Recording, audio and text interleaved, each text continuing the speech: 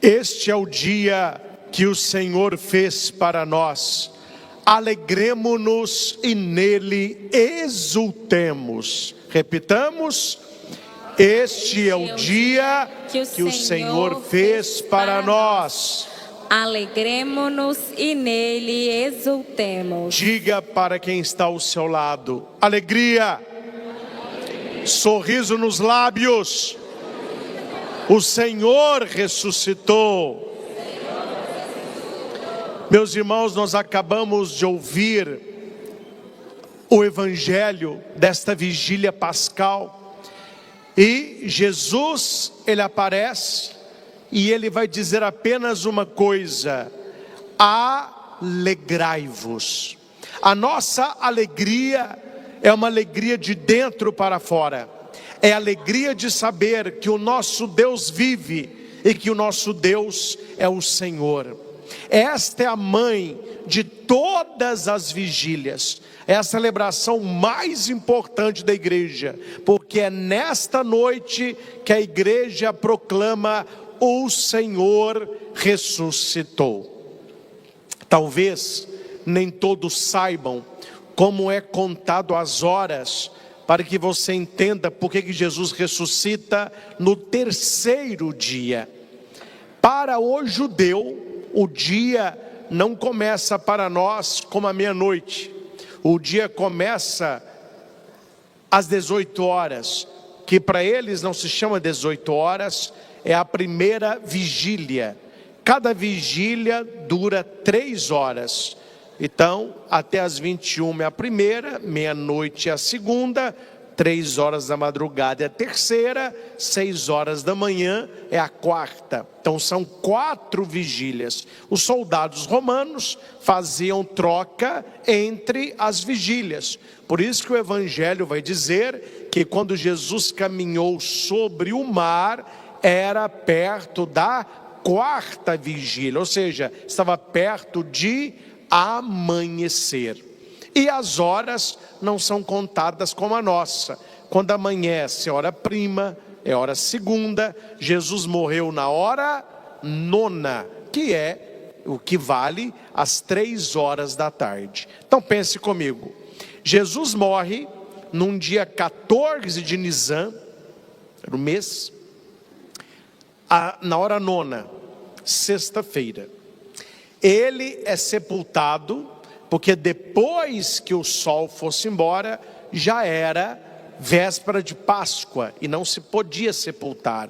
Por isso que eles pediram a Pilatos e Pilatos autorizou o sepultamento. Então Jesus, ele é sepultado na sexta-feira. Ele passa o sábado no sepulcro e no sábado, depois das 18, já é domingo. E essa madrugada entre as 18 e o nascer do sol, que Jesus ressuscita. A hora no relógio ninguém sabe. O que se sabe é que Jesus é colocado no túmulo, e quando as mulheres lá vão, ainda de madrugada, estava escuro ainda, a pedra tinha sido rolada e os anjos deram a notícia. Então, sexta-feira, às 18 já é sábado, hoje às 18 já é domingo. 3 dias e ele ressuscita no terceiro dia. E aqui nós temos, como disse o Papa Bento XVI, estava hoje à tarde lendo algumas homilias, mas a mais bela foi do Papa Bento, onde ele vai dizer que o maior presente da Páscoa é a alegria pascal. A maior alegria da Páscoa é o presente de Cristo ressuscitado. Esta é a fé da igreja. Eu não quero, meus irmãos, me alongar, porque a celebração já é um pouco longa, mas eu gostaria de brevemente apenas apontar nesta caminhada bonita que fizemos, quem prestou atenção, nas leituras que foram proclamadas, está o coração de toda uma promessa que o Messias viria e que ele regeneraria a obra da criação. Por isso que vai insistir nos dias. Deus vai criar o mundo em 6 dias, ele vai descansar no 7º dia, e ele recria o mundo no 8º dia, que é a ressurreição de Cristo. Só que o 8º dia da nova criação equivale ao 1º dia, que nós chamamos de domingo, Dies Domini, o dia do Senhor. Então Deus vai criar o mundo em 6 dias, ele descansa no 7º e ele o recria no 8º em Jesus Cristo. Essa liturgia tem tudo a ver com o nosso batismo, o que vamos renovar daqui a pouco as promessas. E quando você estiver ali na pia batismal, renovando o seu batismo, você olha que você verá que a pia batismal por dentro, ela tem 8 lados. E não é por acaso. Esses 8 lados internos lembram os 6 dias da criação, o 7º dia do descanso e o 8º dia pascal, a ressurreição de Cristo. A pia batismal, ela tem 4 lados que remontam aos pontos cardeais: norte, sul, leste, oeste. E esses pontos cardeais vão dar numa cruz. O centro, por isso que nós falamos, ele está no meio de nós. O meio é a fonte batismal, é o útero da igreja, é onde os filhos de Deus, eles são gerados e regenerados pelas águas batismais. O importante esta noite não é tanto a explicação de leitura por leitura, que se o fizesse, cada leitura seria uma homilia. As minhas homilias giram em torno de 40 minutos. Imagina cada leitura que os senhores ouviram, 40 minutos de explicação. O sol nasceria, o padre estaria aqui explicando. Não farei, mas algo vocês precisam entender, e eu vou mostrar agora. Por que são essas as leituras? Por que não são outras leituras? Por que a igreja na vigília pascal vai trazer estas leituras? Quem quiser acompanhar com o folheto em mãos, eu vou dar algumas indicações. Você pode levar o folheto para casa. A primeira leitura que escutamos é do primeiro livro da Bíblia, é o primeiro livro da Torá, chamado Gênesis. A palavra Gênesis significa origem. 10 vezes aparece a expressão Deus disse. Então Deus, ele vai criando o mundo pelo poder da palavra. Deus, ele só usa as mãos quando é o homem. Façamos o homem a nossa imagem e semelhança. Aí ele vai moldar o homem. Até aí é só a palavra. Ele vai falando e as coisas vão acontecendo. E a pergunta é: ele é o que fala? É o Pai. Ele é o que fala. Não existe fala sem sopro.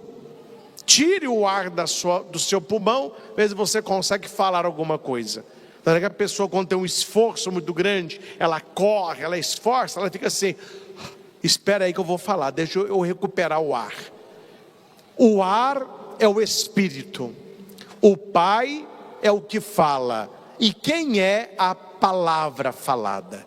Quem é o verbo que faz a ação? É Jesus Cristo. É por isso que a primeira leitura, quando Deus ele diz: tudo foi criado por Cristo, para Ele e nele. Jesus Cristo é a palavra eterna do Pai.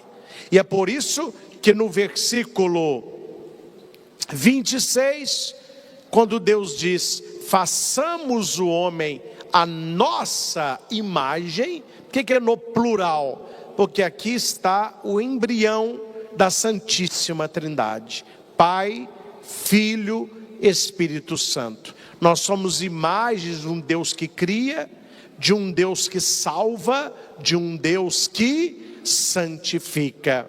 Deus abençoou e disse: sede fecundos e multiplicai-vos. Bonito isso aqui, meus irmãos. Aqui nós temos que entender a diferença, porque hoje parece que é tudo a mesma coisa, né? É tudo a mesma coisa.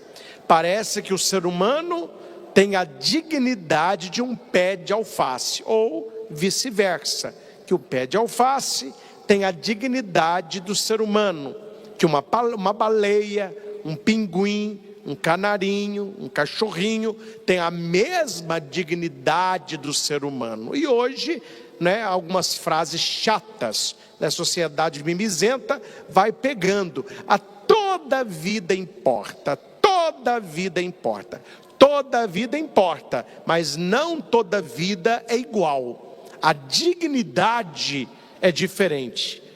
Me desculpe aqui a franqueza, até porque vocês estão sentados para não caírem, porque hoje em dia não pode falar nada, né? O pé de alface não é filho de Deus. A sua calopsita não é filho de Deus. O seu pet não é filho de Deus. O ser humano é filho de Deus. Jesus não morreu pelo alface, ele não morreu por baleia, não morreu por cachorro, ele morreu por nós. É por isso que o Gênesis vai dizer: e Deus disse, e Deus disse, e Deus disse, e ele vai criando os animais, o que está no céu, na terra e no mar. Quando é o ser humano, no versículo 28, nós temos a virada de chave. E Deus disse: façamos o homem a nossa imagem e nossa semelhança, para que domine sobre os peixes do mar, sobre as aves do céu, sobre os animais da terra, sobre aquele, porque o ser humano tem uma dignidade de filho de Deus, tem a dignidade suprema da criação primordial do Deus que é criador. E aqui nós temos o versículo 28, o que nós precisamos guardar. Deus disse e tudo se fez. Quando é o ser humano, o versículo 28 diz: Deus os abençoou. Deus criou tudo, mas Deus só abençoa o homem. Deus é criador de tudo, mas o ser humano, além de ser criatura, é abençoado por Deus. E Deus viu que tudo quando havia feito era muito bom. No sétimo dia, Deus considerou acabada a sua obra, e no sétimo dia ele descansou da obra que fizera. É importante você pegar o 7, porque foi através deste 7 que se criou a semana que nós temos, que era chamada de Setmana, que são 7 dias. Com a ressurreição de Cristo, o domingo se transforma no 8º dia, mas a semana continua com 7. Então domingo é o primeiro e ao mesmo tempo é o 8º dia. Então a primeira leitura, para que você entenda que a palavra criadora de Deus, está ali o verbo que é Jesus. Na segunda leitura que ouvimos, é também do Gênesis. Esta leitura é uma prefiguração da paixão e morte de Cristo. Veja que eu estou em Gênesis capítulo 22. Olha onde que está Gênesis e olha onde que está o nascimento do Messias e a sua paixão. Aqui nós temos Abraão e Isaque. Abraão simboliza Deus Pai. Isaac já é a maquete de Jesus Cristo. Tanto é que Deus pede que Abraão sacrifique o filho dele para Deus.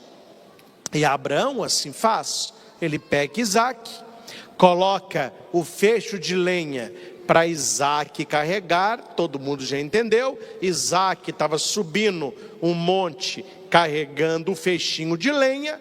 Jesus vai subir o monte Calvário carregando a cruz. Ele vai perguntar para o pai: ó pai, eu estou vendo aqui o fogo, eu estou vendo a lenha, estou vendo na sua cintura a adaga, mas onde que está o sacrifício? Quer dizer, cadê o cordeirinho? Abraão não podia dizer, mas era o menino. O que ele respondeu? Deus proverá a vítima para o holocausto. Presta atenção. Como que se diz vítima em latim? O padre pegou pesado também, né? Mas vítima em latim é ostiuma. Ostiuma, que em português deu hóstia. Então a palavra hóstia significa vítima. O cordeiro que Deus providenciou, porque quando Abraão levanta a adaga para sacrificar Isaac, o anjo aparece: Abraão, não faça mal ao menino, porque você foi provado e aprovado. Deus viu a sua fé. Imagina a alegria de Abraão. Soltou o pezinho do menino, soltou a mãozinha, abraçou o seu filhinho assustado. Hora que Abraão olha de um lado, tem um cordeiro preso com um chifrinho numa moita de espinho. Cordeiro com espinho na cabeça.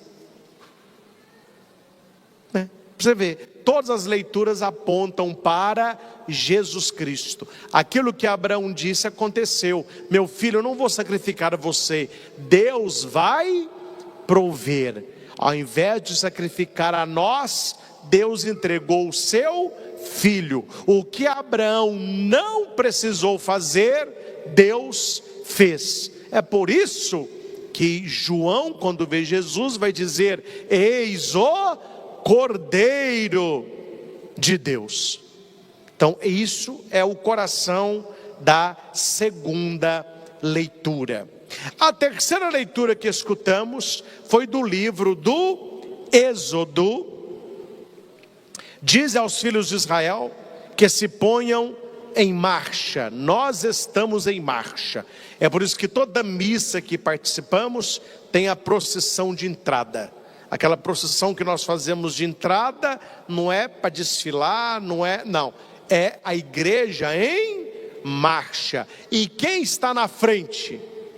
A cruz. Hoje na procissão, a cruz, né? Claro, não estou criticando quem faz. Eu não faço porque não é correto. Mas cada um faça o que acha por bem, né? Mas na missa não é correto, porque não é litúrgico, o padre entrar sorridente, cumprimentando as pessoas. Olá, tudo bem? Boa noite, seja bem. Ô, Dom Maria, olá, ei criança, ei, o pessoal gosta, né? Ah, que padre simpático. Tudo bem. Isso aí tem o abraço da paz. O padre pode ficar na igreja acolhendo quem chega, pode abraçar quem sai. Mas a procissão de entrada, ela tem um significado. É a igreja que entra para o mistério do Calvário.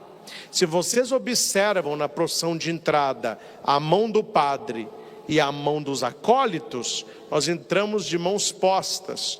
A mão posta, muita gente acha que é sinal de santidade. Não, é porque Jesus foi amarrado nos braços, ele ficava assim, ó. Então é como se estivéssemos amarrados, entrando para o santo sacrifício da missa. E o sacerdote, ele entra como? de mãos postas, olhando a cruz que o acólito está portando. Hoje, a cruz se entra com Jesus para frente. Mas houve uma época na igreja que a cruz entrava ao contrário, Jesus para trás. Quando a cruz entrava, o padre ia olhando para a cruz e ia entrando para a celebração da missa.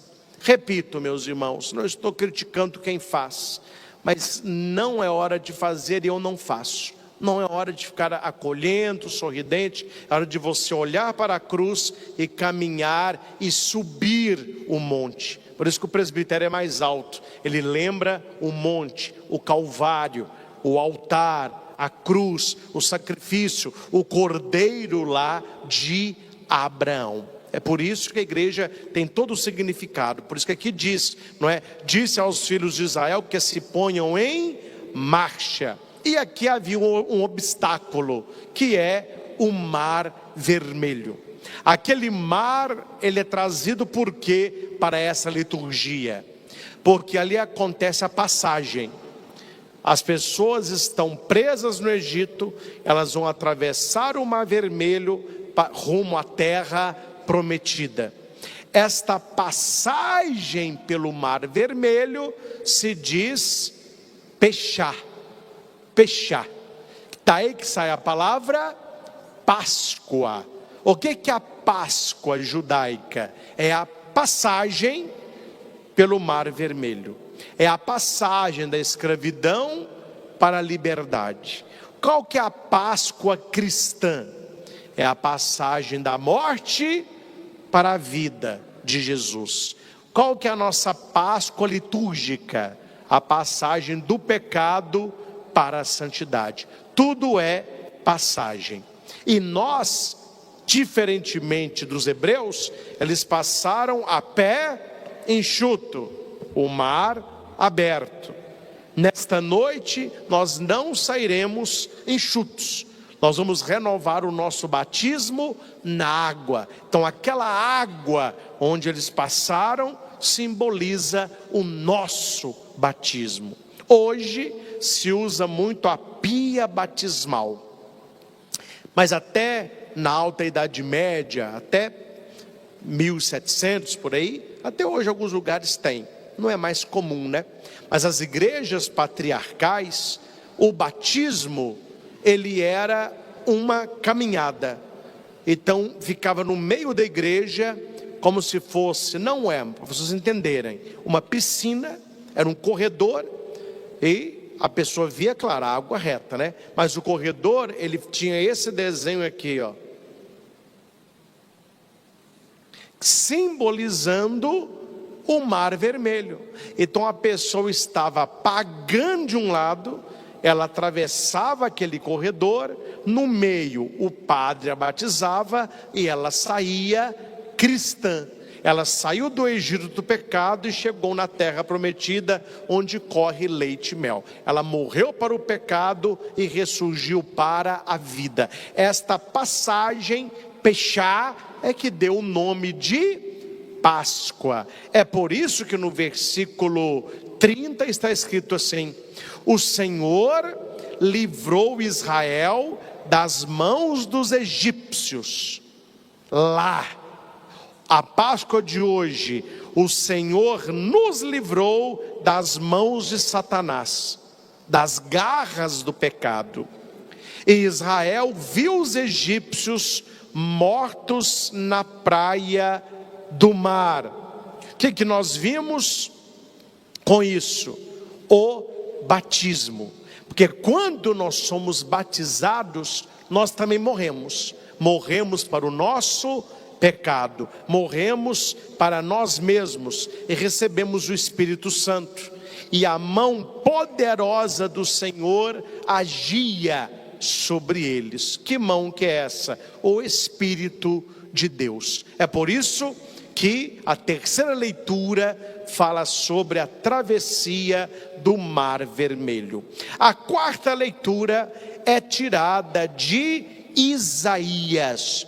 É uma leitura esponsal, uma leitura de casamento. No versículo 5 vai dizer: teu esposo é aquele que te criou.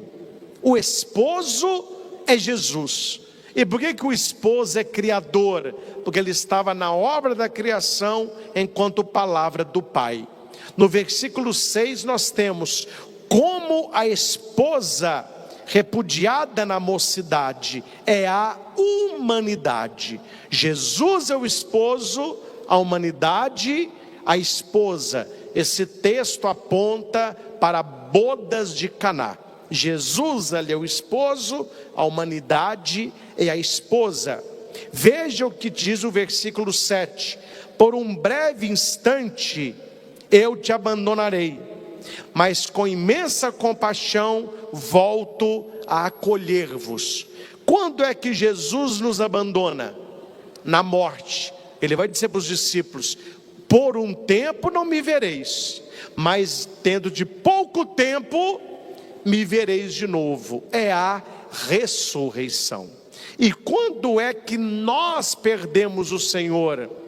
Quando nós pecamos. E quando é que nós o vemos de novo? Quando nós confessamos. Então aqui é essa ponte entre Isaías e a liturgia de hoje. A quinta leitura, o forte da leitura é as águas, o Espírito e a aliança eucarística. Vai dizer no versículo 1: vinde às águas. Depois ele vai dizer: vinde e comei. No versículo 2: não gastei dinheiro com outra coisa a não ser pão. No versículo 3: inclinai vosso ouvido e vinde a mim, ouvi e tereis vida, farei convosco um pacto eterno, uma aliança eterna, porque Deus fez várias alianças, o ser humano quebrou todas, aí Jesus veio para fazer a nova e eterna aliança, a preço de quê?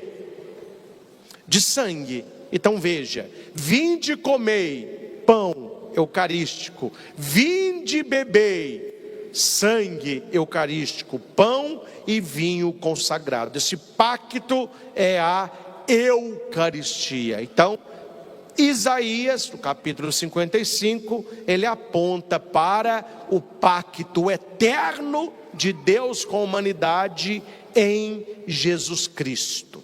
A sexta leitura é do profeta Baruque. Ele vai dizer no versículo 9: para aprenderes a sabedoria. Nós precisamos aprender a sabedoria.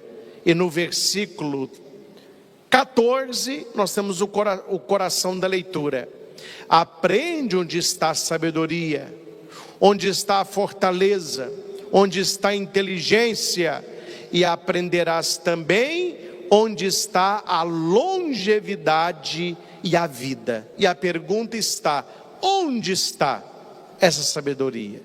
Como que a gente aprende a ter uma vida plena, uma vida feliz de verdade? Nos evangelhos, porque o evangelho vem do grego euangelion, é boa nova. E quem é o evangelho? Jesus Cristo. Então é através de Jesus Cristo, a palavra de Deus, que nós temos acesso à sabedoria e uma vida de qualidade. A sétima leitura, lá no finalzinho já, no versículo 25, fala sobre o derramamento de uma água pura, de um coração novo, de um espírito novo, arrancar do peito o coração de pedra, colocar no lugar um coração de carne.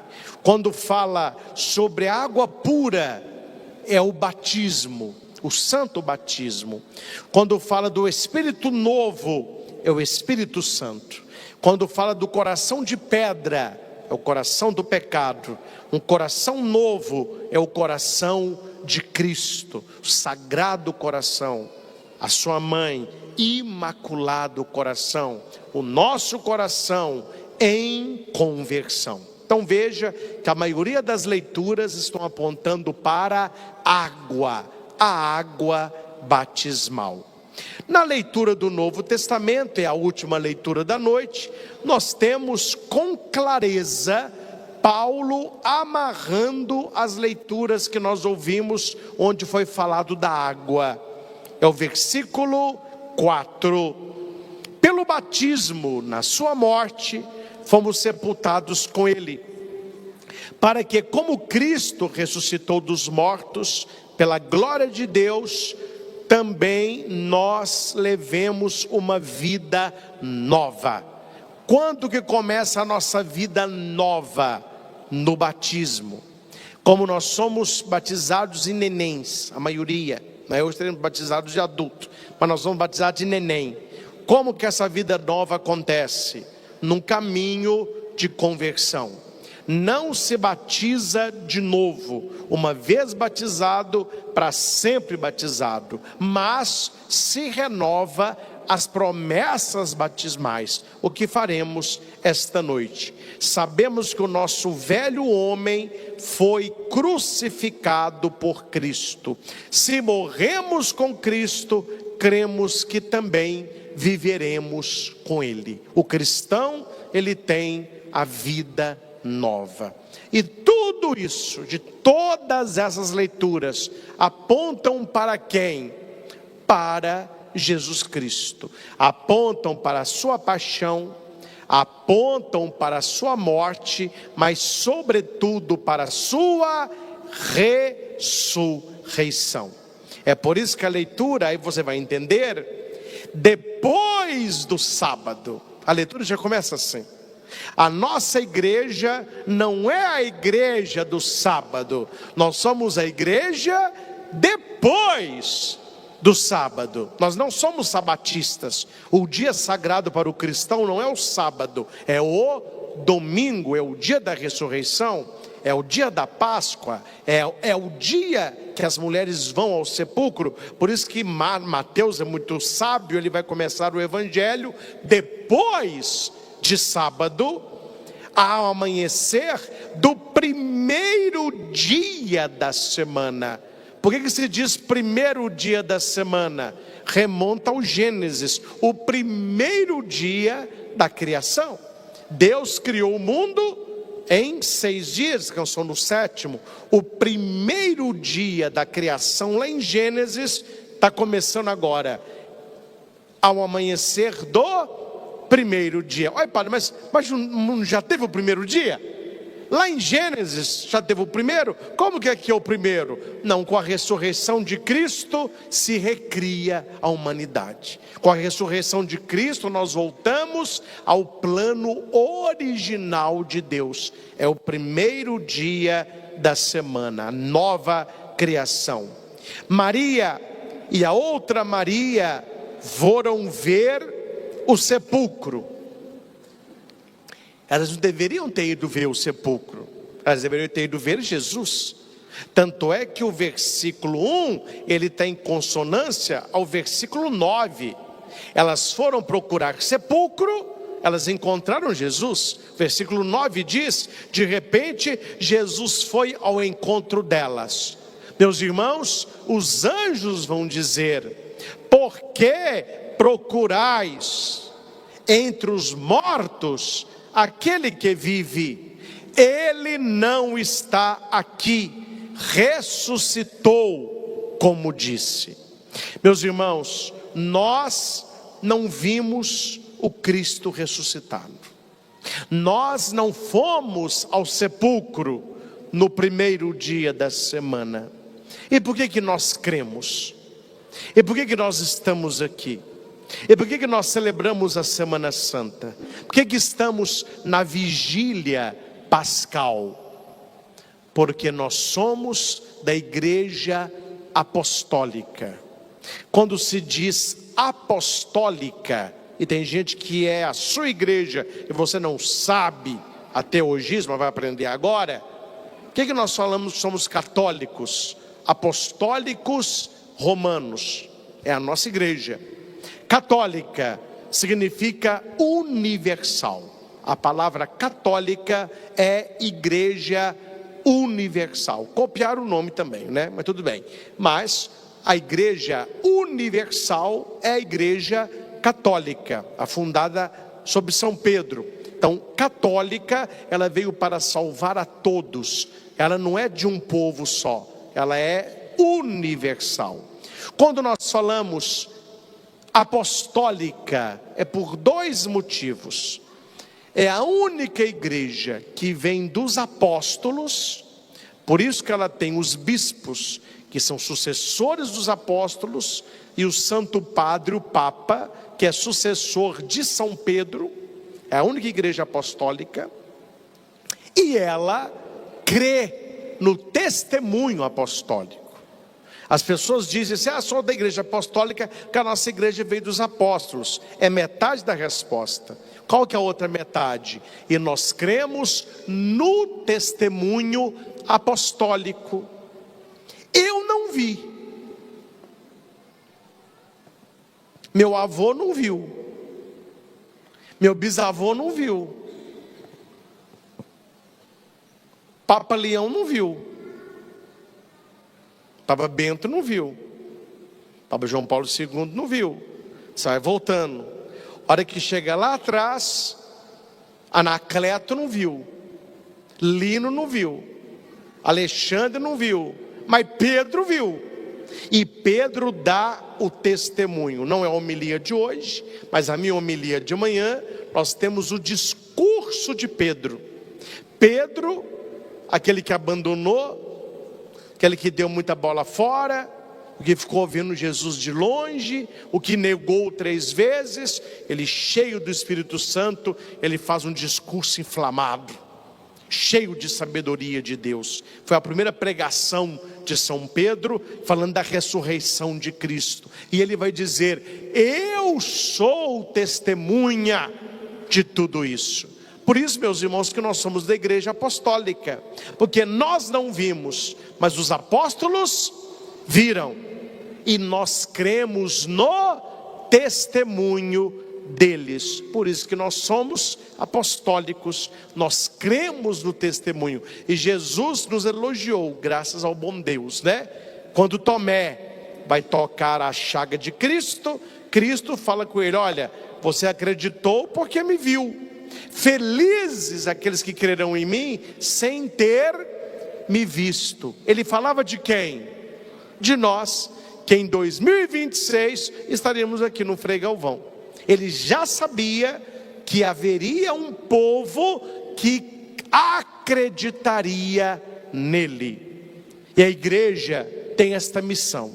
Esta é a missão primordial da igreja: evangelizar os povos, pregar Jesus Cristo. Por isso que as catedrais antigas tínhamos aqueles vitrais lindos com cenas do evangelho, porque o padre apontava e contava a história, e as pessoas viam e recontavam, e chegou até hoje. As encenações de Semana Santa, o que é importante? Manter essa tradição viva, os centuriões, não é? Até as mães falavam: não, padre, na sexta-feira os meninos ficaram com o olho esbugalhado na procissão do enterro. Quinta-feira, quando Jesus caiu ali, os meninos, um gritou, o outro ficou olhando. Por que que a encenação ela mexe com a gente? Porque está sendo passado uma história, a história da salvação. Isto que nós estamos celebrando hoje, a igreja no mundo inteiro, os cristãos no mundo inteiro se reúnem. E por que que a fé chegou até nós? Porque o que Jesus ordenou está sendo cumprido. Batizai a todos em nome do Pai, do Filho e do Espírito Santo, e ensineis a eles tudo o que eu vos disse. A história de Jesus, ela é contada e recontada. Eu vejo, com isso finalizo, pequenas crianças aqui no santuário. Tem um menininho ali, eu tenho outros ali. Eu vejo nas missas as crianças, e eu lembro que um dia eu fui aquele menininho. Eu ia na Semana Santa lá em Itaúna, meu avô sou Bismarck, extremamente católico, frequentava a Semana Santa toda, me levava com ele de mão dada. Eu com os meus 7 anos já entrei para a coroinha, fui para a catequese, aprendi as coisas do Evangelho, aprendi as coisas de Jesus, fui crescendo, me apaixonando por ele, pela igreja, a minha vocação a padre. Hoje, 50 anos depois, estou eu fazendo o que há 40 e poucos anos atrás eu via o padre Zé Neto fazer, eu via o padre Luiz Carlos Amorim fazer, eu via o padre Amarildo fazer. Hoje, anos depois, eu estou fazendo aquilo que eu via fazer, e aquele menininho que eu era, tem 2 ali, prestando atenção. Geração atrás de geração vão sendo evangelizadas, catequizadas, e a missão da igreja não para. Meus irmãos, acompanhem, talvez amanhã, quero fazer amanhã, por ser Páscoa, talvez faço na segunda. Eu fiz uma coleção, vou publicar no meu Instagram, do ressurgimento, do florescimento do catolicismo mundo afora. Nunca a igreja teve, na vigília pascal, tantos batizados, tantas primeira comunhão, principalmente África, Ásia, Oceania. Já vou dizer uma coisa hoje, alguns podem rir, mas quando acontecer, vocês vão falar: padre, eu ri, e pedir perdão que o senhor falou e eu duvidei. Os estudos apontam que em menos de 10 anos, os Estados Unidos será católico predominante. Está acontecendo uma conversão em massa dos norte-americanos à igreja católica. Quantos padres e fiéis estão abandonando a igreja anglicana da rainha, do império, e vindo para o catolicismo romano? Países muito liberais, contudo, Irlanda, Holanda, Bélgica, e não são velhos, são os jovens que estão voltando para a igreja, porque eles descobriram que o mundo não está saciando o que eles trazem no coração. Aquela frase que tudo vale para ser feliz, eles chegaram à conclusão que é uma falácia. Então acompanhe essa postagem que eu farei em breve, talvez amanhã, no mais tardar na segunda, para que você possa se alegrar em fazer parte desta família, sem apelação, sem luzes. Tá bom só isso, né? Mas que as pessoas vão acordando. E uma frase polêmica, mas direi, de um grande estudioso, ele diz que os falsos católicos estão saindo e os verdadeiros protestantes estão retornando à igreja católica. Olha o peso da frase. Enquanto os falsos saem, aqueles que estudam e que conhecem se convertem. Meus irmãos, algo está acontecendo, e nós estamos vivos para contar. Onde já aconteceu na humanidade de milhares e milhões de pessoas rezando o rosário de madrugada, eventos Brasil afora, estádios lotados. Deus levantou o Instituto Hesed, Frei Gilson, tantos pregadores das mídias, canais católicos, evangelizadores digitais. Hoje nós celebramos aqui essa vigília pascal. Antes as pessoas diziam assim: não, padre, mas quando tinha antigamente a Semana Santa ou vigília pascal, era uma multidão. Hoje nós somos menos. É porque naquela época era uma Semana Santa por cidade. Itaúna, a Semana Santa era na paróquia de Santana. Então Itaúna inteira ia para a Praça da Matriz. Então tinha aquela multidão. Mas essa multidão está longe. Se você pega hoje todas as igrejas que tem Semana Santa, que está tendo a vigília pascal agora, e você junta esse povo todo, não está nem sombra de longe o que era. Somos muito mais. Se você pega agora Divinópolis, nós estamos em Divinópolis hoje com no mínimo 47 vigílias pascais. Temos aqui no Frei Galvão, aqui embaixo temos Santa Terezinha, Candelária, as duas têm, Aparecida, Catedral, e você vai por lá de lá, as paróquias têm, comunidades rurais têm, missionários de comunidades rurais, cada diácono da nova igreja. Nós somos de Divinópolis, mais ou menos 20 e poucos padres, todos celebrando vigília pascal, todos, reúne esse povo todo numa praça. Você vê o que é multidão?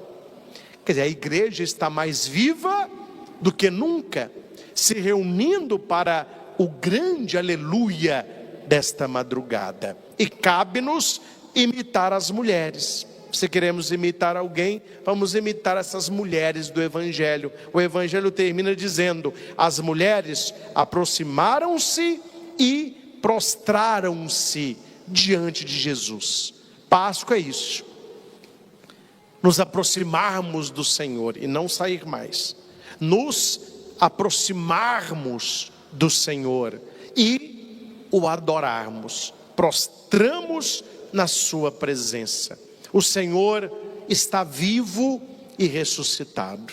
E para nós, meus irmãos católicos, a ressurreição tem um significado bem peculiar, porque quando ele sobe aos céus e as pessoas ficaram olhando ele subir com saudade, os anjos falaram: homens da Galileia, por que vocês estão olhando para o alto aí? Está indo embora. Não, se mesmo Cristo que o visse subir, ele voltará em glória. Aí os discípulos voltaram assim um pouco tristes. Falaram: passou rápido, né? 3 anos, parece que foram 3 semanas. Agora ele foi, né? Fazer o quê, né? E a gente? Vamos pregar, né? Falou para pregar. Nós estamos com saudade dele. Tá bom. Aí alguém diz assim: mas que dia que é hoje? É o primeiro da semana. Vamos celebrar a Eucaristia?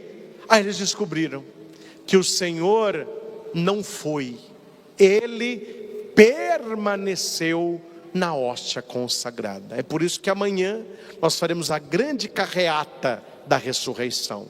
Vamos fazer uma pequena procissão da ressurreição e vamos carregar o ostensório. Respeitamos a todas as religiões, mas eu, como católico, não me vejo celebrando uma Páscoa sem Eucaristia. Mas eu vou ficar festejando alguma coisa que já aconteceu?